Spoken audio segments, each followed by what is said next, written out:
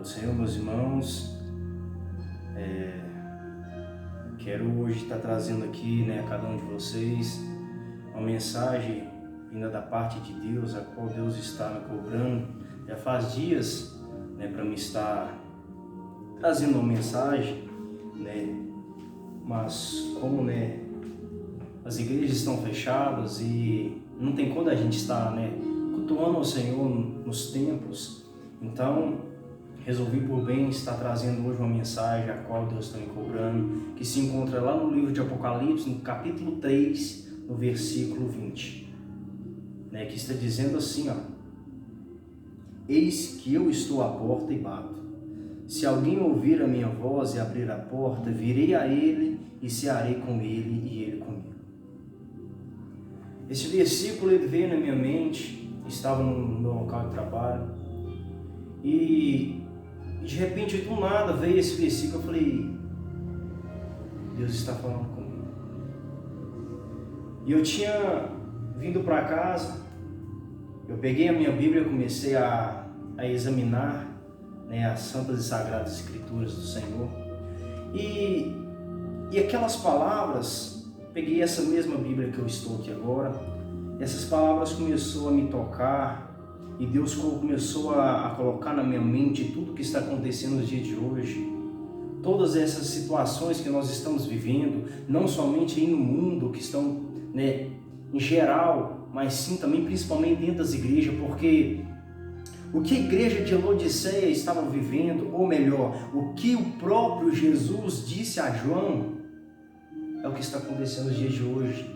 Só quem é cego que não vê. São aquelas pessoas que não têm a visão espiritual, que não conseguem enxergar o que nós estamos vivendo nos dias de hoje. A palavra vai dizer que João ele estava preso por causa dessa sagrada escritura. Ele estava preso por anunciar o evangelho lá na ilha de Patmos. Foi preso pelo imperador daquela época, Domiciano. João foi preso, estava lá, trancado naquela ilha de Patmos. Mas uma coisa interessante é que João, no físico, ele estava preso, mas o seu espírito ele estava livre. E a palavra não dizer que João, no capítulo 1 de Apocalipse, ele vai dizer, e eis que eu estava na ilha de Patmos, quando eu virei para trás e vi um semelhante ao Filho do Homem, que era Jesus. E Jesus manda João escrever, e uma dessas revelações que Jesus dá a João, ele vai escrever à igreja de Laodiceia. E já no início, podemos ver aqui no versículo 14, que o próprio Deus disse a João, João, fala ao anjo da igreja de Laodiceia, ou melhor, fala ao líder, ao pastor da igreja de Laodiceia. Assim diz o Amém. Se nós formos levar para o original, o amém quer dizer assim seja, ou melhor, a verdade. Assim diz a verdade. O que é a verdade? Assim diz o final. Porque Jesus, ele é o final. Pastor, mas como assim o final? Acabou? Não.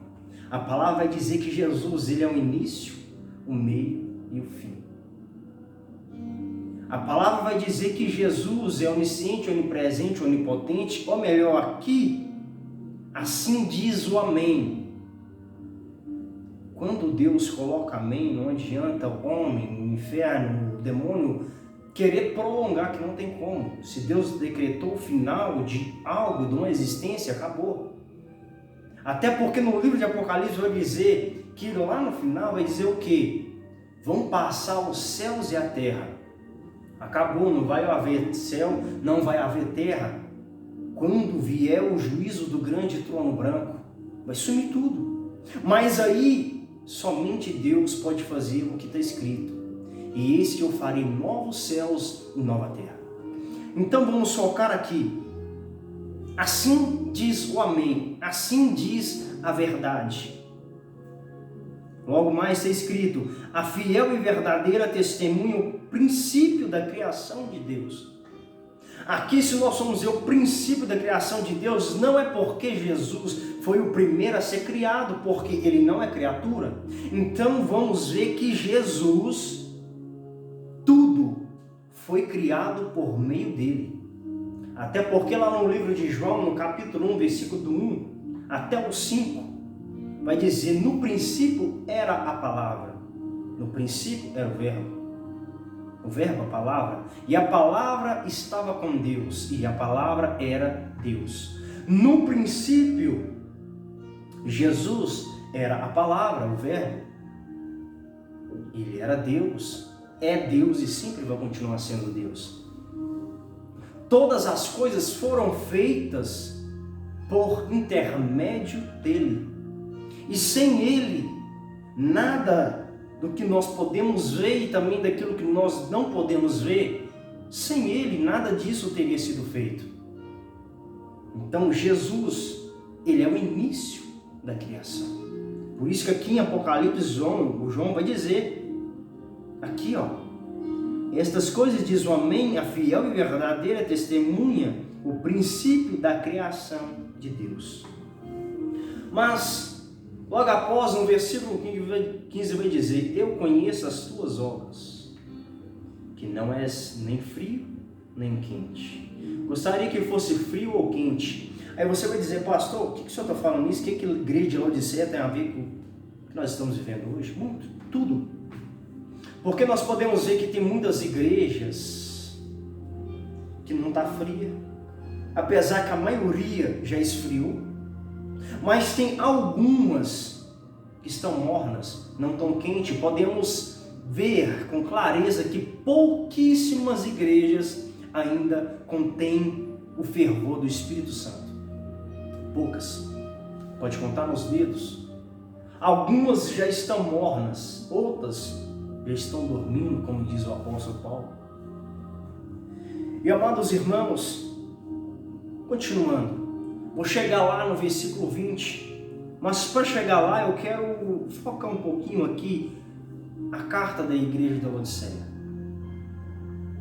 Eu conheço as tuas obras, não és frio nem quente. Quem dera se fosse frio ou quente, mas já que não é frio nem quente, vomitar-te-ei da minha boca.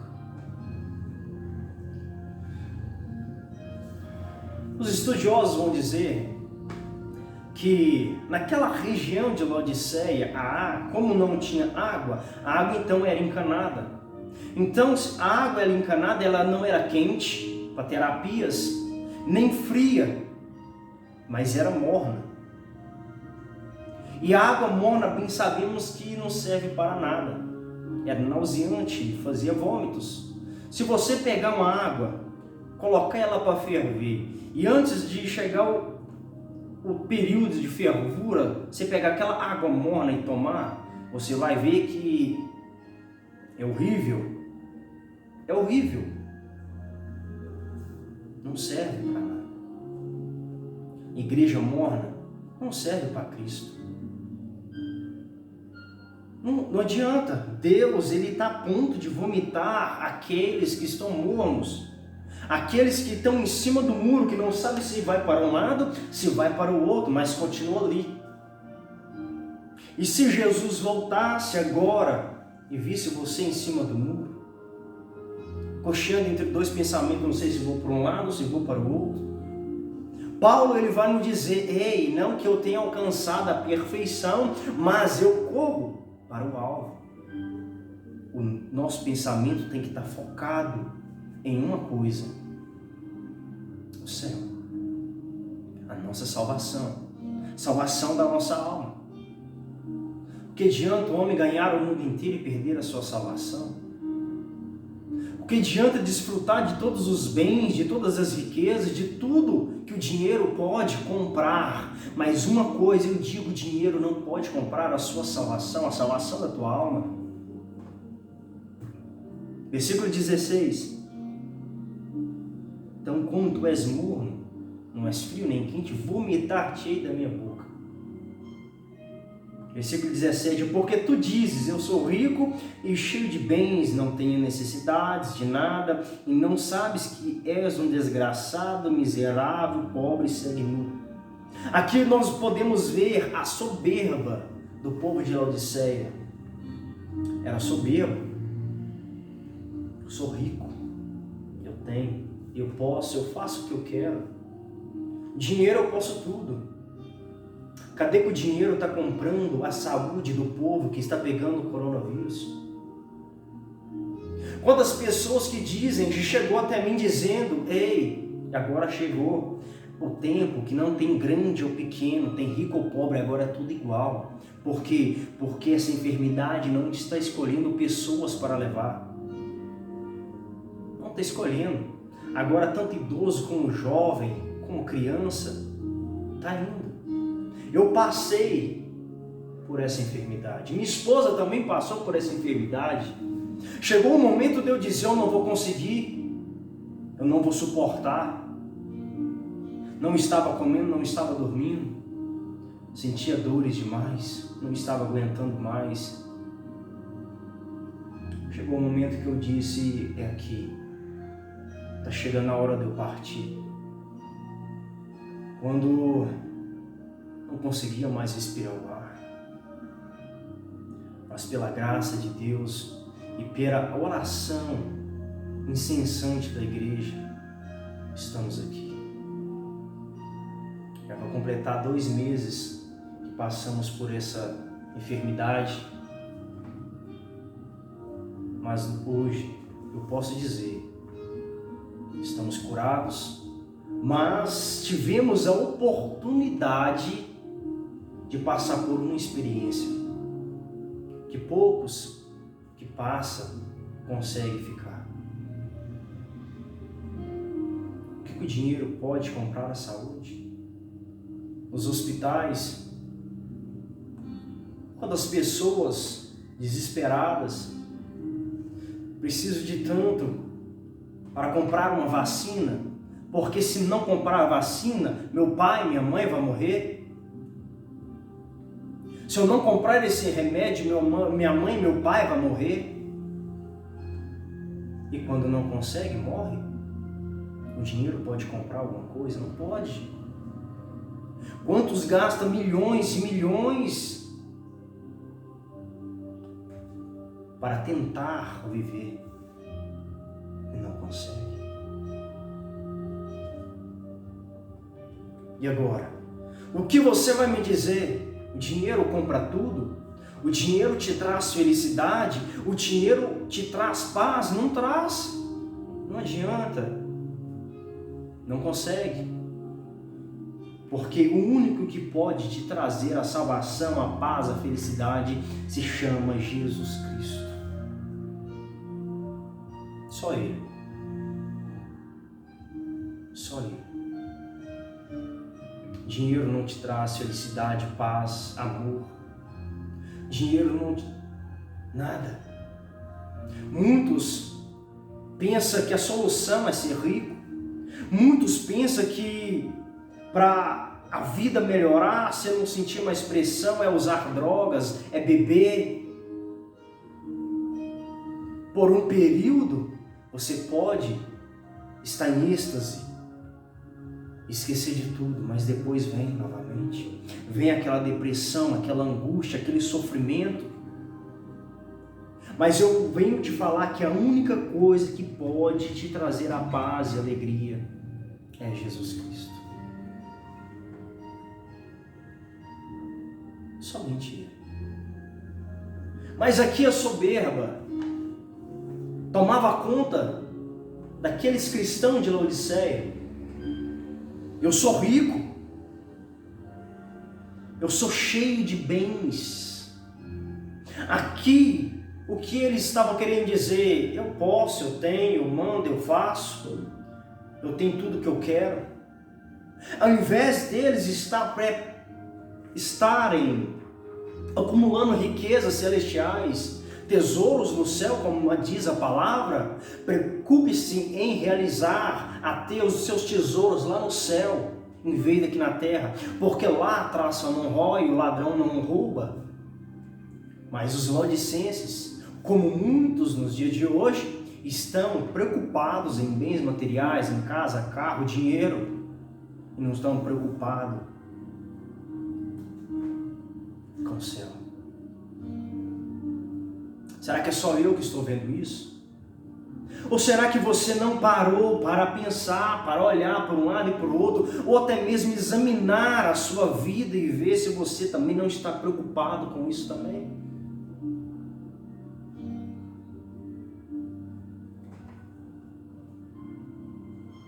Eu tenho bens, não tenho necessidade de nada. Nada me falta. Talvez muitos dizem, para que eu ir para a igreja? Para que eu aceitar esse Jesus que todos falam? Para que eu seguir esses loucos? Nada me falta? Será que não? Será que quando você coloca a cabeça no seu travesseiro, você não pensa, eu acho que tem algo que falta, não? As coisas não estão se encaixando. No fundo, tem algo que está precisando ser ajeitado. Não tenho necessidade de nada. Mas aí o Senhor vai dizer, e não sabes que és um desgraçado, miserável, pobre, segue nu? Porque a riqueza ela tem cegado as pessoas. O dinheiro tem levado as pessoas a fazer loucuras, que depois que fazem, que vai ver o que fez e se arrepende, mas é tarde. Agora vamos levar para dentro das igrejas. Quantas pessoas estão cegas por causa que nos últimos dias, como diz a palavra, surgirão falsos profetas, falsos ensinadores, falsos mestres e pastores, que enganarão até mesmo os escolhidos, cegarão a todos com vãs doutrinas, com doutrinas de demônios. Estes são escarnecedores da verdade, distorcem a palavra, a sã doutrina, ajuntam para si riquezas. Quantas vezes eu vejo notícia de pessoas que dão tudo o que têm para certas igrejas? Você sabe quais? Estão cegas espiritualmente, porque o Deus desse século cegou a muitos, cegou até mesmo aqueles que são incrédulos, aqueles que não têm religião, para que não enxergasse a verdade e não viesse a curvar diante do Deus Todo-Poderoso e nem aceitar a Jesus como seu Salvador. O Deus desse século cegou a muitos. Cegou. E quantas pessoas hoje vivem na miséria por causa que estão cegas, dá tudo o que tem, porque aqueles que estão lá em cima, aqueles que estão em cima do altar, começam a dizer, vem, porque Deus está mandando você trazer tudo que você tem, porque Ele vai te abençoar. Cadê? Me prova na Bíblia se tem alguma coisa escrita assim, se Deus fala isso. O que Deus fala para você, não para mim, mas sim para a nação de Israel, no passado, lá no Velho Testamento, porque isso é promessa para a nação de Israel, e não para nós que somos gentis, que fomos alcançados pela graça de Deus. Não temos a promessa de Israel, porque aquela promessa de Deuteronômio 28, para muitos muitos pregam, pensa que é para nós, mas a palavra, a profecia ou aquele mandamento era para a nação de Israel. Se o meu povo, que se chama pelo meu nome, se humilhar e me adorar, converter dos seus pecados, viverá o melhor dessa terra. Nação de Israel. Nós fomos alcançados por meio da graça. E essa graça que nos alcançou está prestes a ser retirada da terra. Não vejo os discípulos, os apóstolos, pregando prosperidades, riquezas. Não vejo eles pregando portas largas. Vejo eles pregando a Jesus Cristo ressuscitado.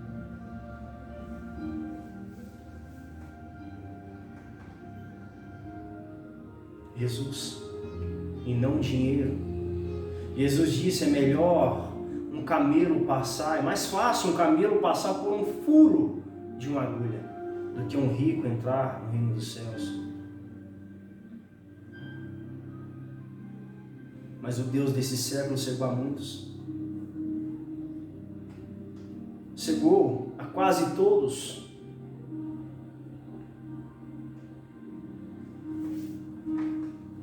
Mas eu aconselho comprar de mim ouro refinado no fogo, para que tu sejas rico.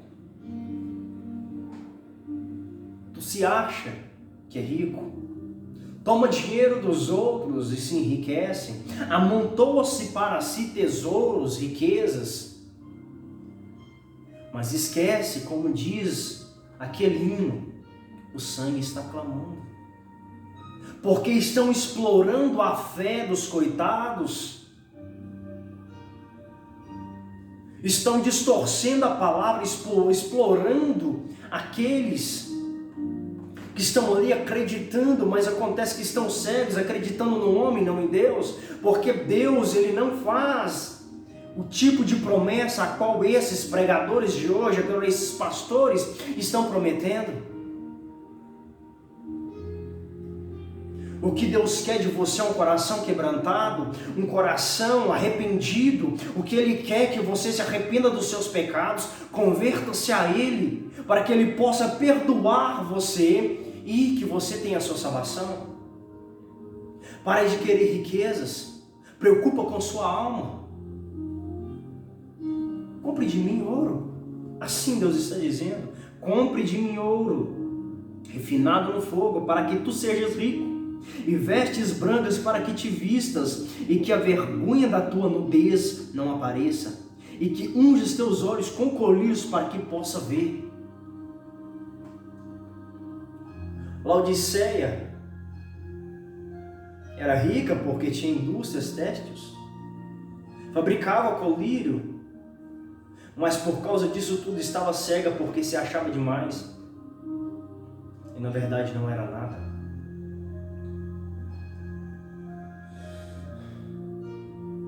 A todos que eu amo, eu repreendo e castigo. Sê zeloso, portanto, e arrepende-te. Se Deus não amasse os cristãos de Laodiceia, Ele não tinha feito João escrever a carta aos laodicenses dizendo tudo isso. Mas Deus diz, eu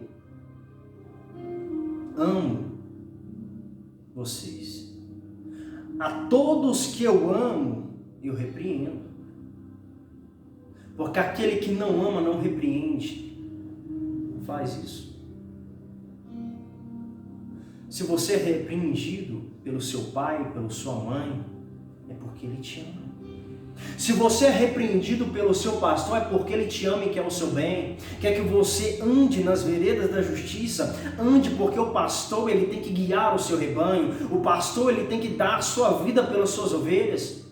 Davi, ele deu a sua vida pelo rebanho, pelas ovelhas de seu pai. Quantas vezes ele teve que enfrentar ursos e leões para salvar a ovelha? Assim tem que ser o pastor. Jesus, ele não é o nosso pastor, ele não deu a sua vida para que nós venhamos ter de novo a salvação, que nós venhamos ter particularidade com o Pai novamente. Jesus, ele não veio, não desceu, morreu na cruz para unir a humanidade, a criação com o seu Criador.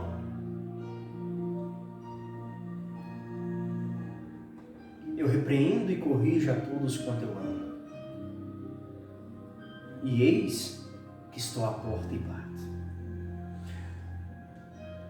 E se alguém ouvir a minha voz e abrir a porta, virei a ele e cearei com ele e ele comigo. É este versículo, como eu disse no início, a qual Deus está me falando. Estou à porta. Mas pastor, essa porta a qual Jesus ele está dizendo é a porta que ele está prestes a voltar?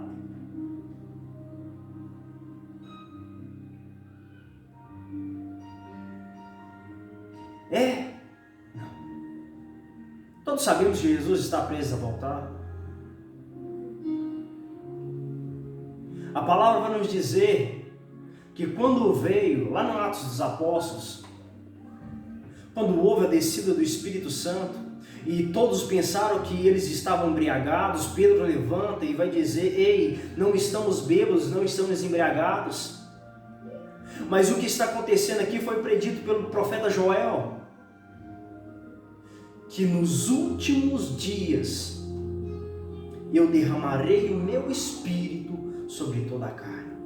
E se lá em Atos dos Apóstolos, no capítulo 2, é a profecia de Joel, então naquele tempo já era o início dos últimos dias.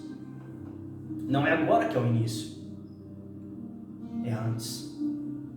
Lá atrás já deu início aos últimos dias. O fim, desde aquela era, já estava prestes a acontecer. Porque o evangelho do reino será pregado até a última criatura, então virá o fim. Ah, pastor, mas o evangelho ainda tem que ser pregado até a última criatura. Mas acontece que o evangelho do reino já foi pregado há mais de 2000 anos atrás pelo próprio Deus, Jesus Cristo. Quando ele esteve aqui na terra, ele pregou o evangelho do reino. Depois que Jesus foi elevado aos céus, começamos a viver o evangelho da graça.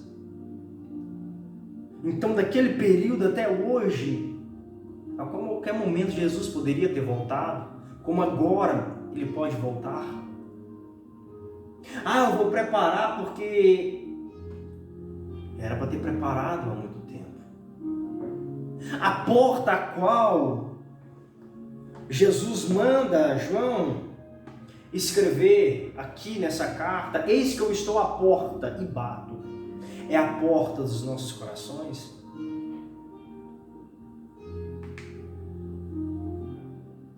Hoje Jesus ele está de fora de muitos corações, de muitas vidas, de muitas igrejas. Ele ficou do lado de fora.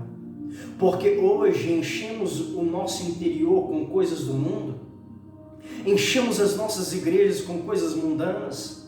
Como podemos ver o que está acontecendo dentro das igrejas, o mundo já tem dominado as igrejas. O Deus desse século dominou todas as igrejas, quase todas as igrejas. Igrejas que pregavam somente a porta estreita, hoje escancarou as suas portas para aceitar o que o mundo tem a oferecer. Ah, isso não é pecado? Não pode fazer, porque se não acontecer isso, como é que as pessoas vão vir? Nós devemos aceitar como elas são. Nós sim devemos aceitar as pessoas como elas estão.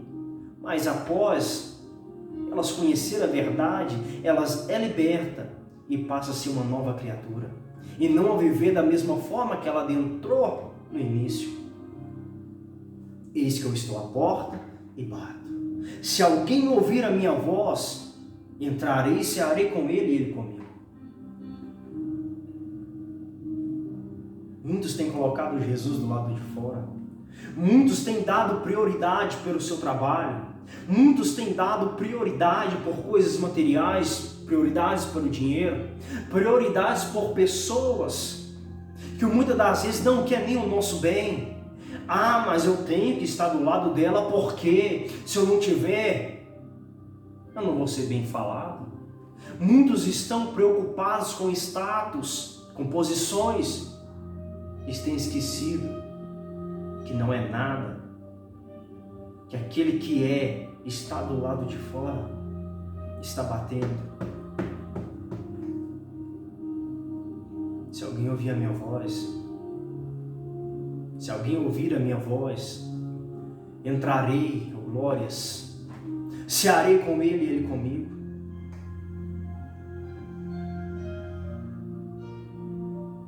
Reflita nessa palavra, nessa mensagem. Reflita principalmente neste versículo. Será que você não tem colocado Jesus no canto? Como diz um certo escritor, muitas pessoas têm dado prioridades para o trabalho, para uma carreira de trabalho, e aquilo que sobra, eu vou dar para Jesus. Quantos não se esforçam no seu dia a dia o tempo todo, faz até o impossível, e quando chega a hora de você ir para a congregação a qual você congrega, chega lá, não dá uma glória a Deus, não abre a boca para adorar, não dá lugar para o Espírito Santo. Se quiser assim, se não quiser, vai ficar assim. Não. Nós devemos primeiro buscar o reino de Deus e a sua justiça, e as demais coisas serão acrescentadas. Pare de preocupar com os bens materiais, pare de preocupar com o dinheiro.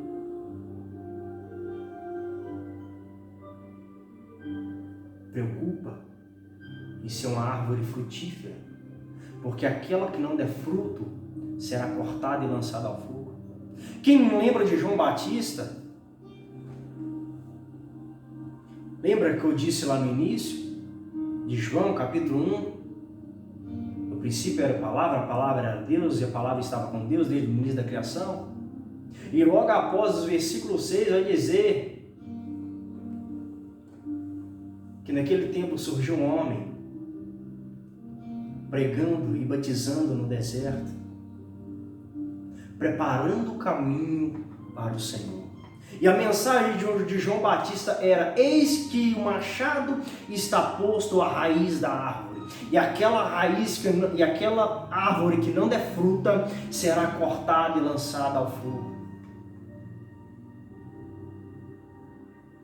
Procurem dar frutos que provem o arrependimento, como diz João. Eu tive a curiosidade de pesquisar quais são esses frutos que comprovam o arrependimento. São aqueles frutos do Espírito Santo, a qual é amor, paciência, perseverança, humildade, benignidade, amor ao próximo, amor para com Deus. Como lá no livro de Coríntios, Paulo vai nos dizer: mas eis que estou à porta e bato.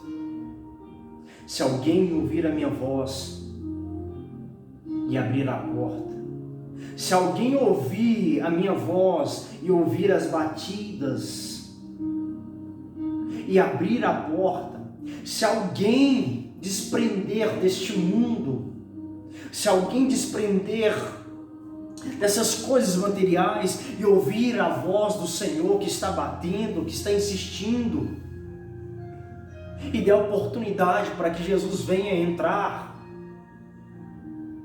Ele ceará contigo e você com Ele.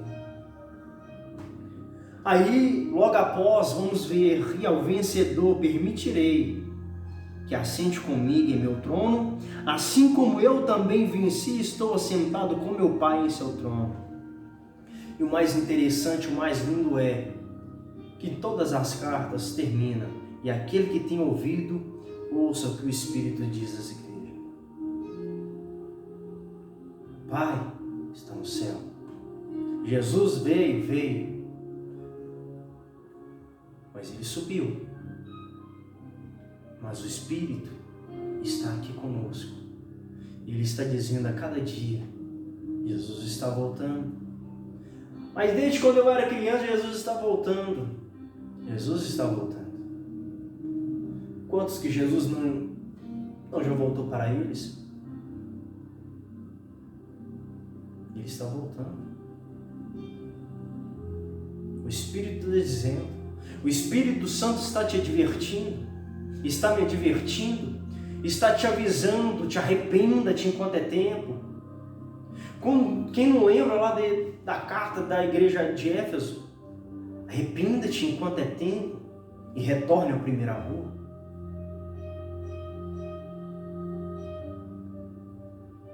Ouça a voz de Cristo. Abra a porta. Dá lugar para Jesus cear contigo.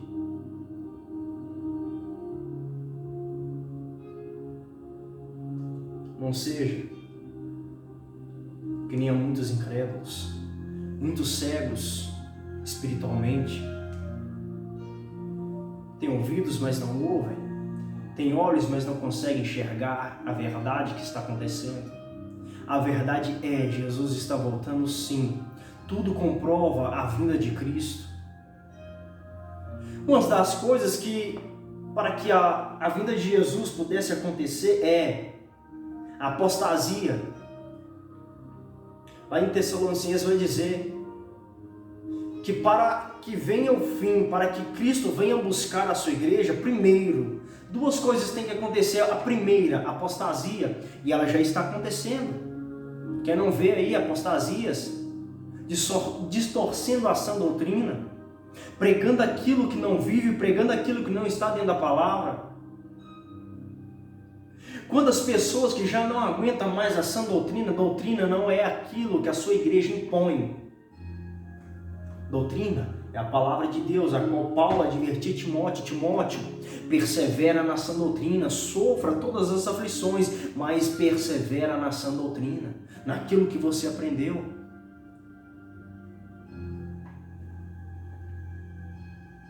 Quantos? A palavra vai dizer que no fim apostatarão muitos da fé, muitos terão comichões no ouvido, coceira no ouvido e não suportarão a sã doutrina e amontoarão para si falsos mestres que pregarão aquilo que você quer ouvir, que pregarão aquilo que você pode pagar. Isso não está acontecendo?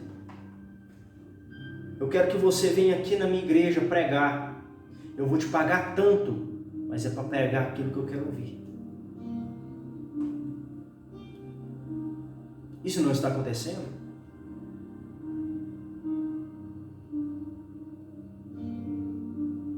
Amontoarão para si falsos mestres. Pregarão aquilo que não está aqui dentro da palavra. A primeira coisa, a apostasia. Para que Cristo venha voltar, a primeira coisa, a apostasia. Segunda, a manifestação do Filho do pecado. A manifestação do anticristo. Para que Jesus viesse voltar. Apostasia em primeiro lugar. Segundo lugar, a aparição do falso Cristo. Ele vai aparecer. Aqueles salvos, escolhidos, vai ver, mas ele não vai ter poder sobre eles. Por quê? Não vai ter poder de reinar, porque a igreja ainda vai estar aqui intercedendo. Até hoje ele não conseguiu reinar, porque a igreja ainda está aqui nessa terra. Só vai conseguir reinar, colocar o seu império, só quando Cristo arrebatar a sua igreja.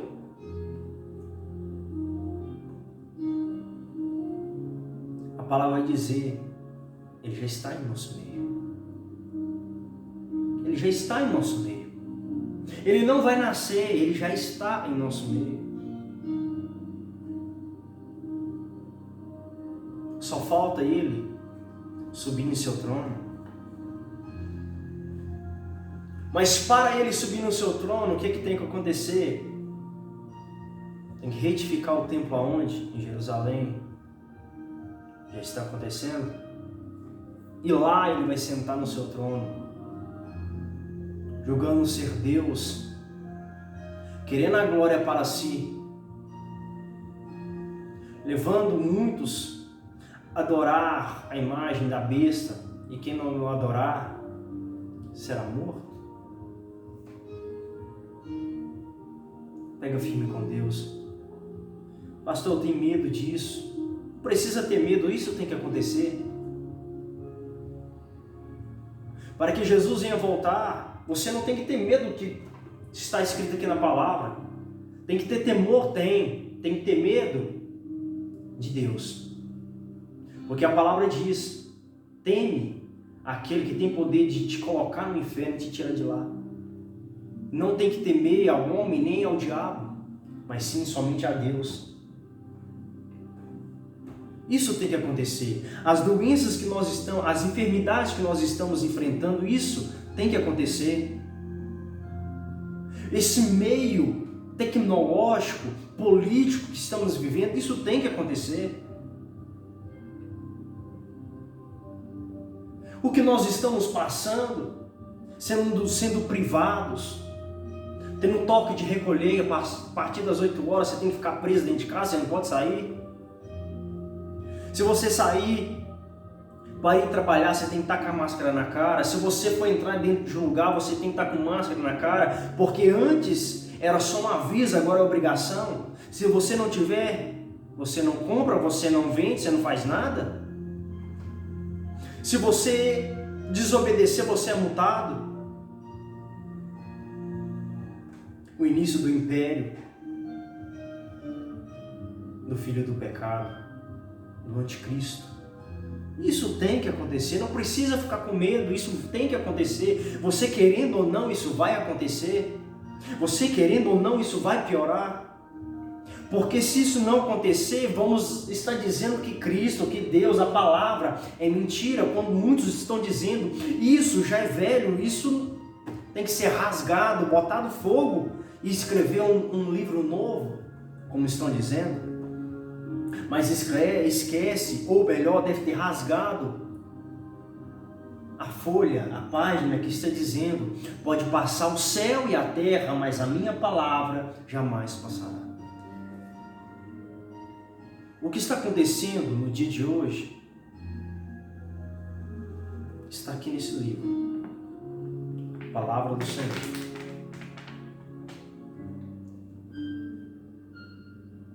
Começa a examinar essas sagradas escrituras. Começa a estudá-la. Não adianta você ler, você tem que examinar. A Bíblia não foi feita para ser lida, mas sim para ser examinada. Paulo diz: examinai as sagradas escrituras. Que você vai ver, que você vai entender o que nós estamos vivendo. Apressa-te. Cristo está à porta, está batendo. Deixa Ele entrar. Deixa Ele entrar. Mas para que você possa abrir essa porta, você precisa daquilo que a igreja de Éfeso estava precisando. Arrepender, enquanto é tempo.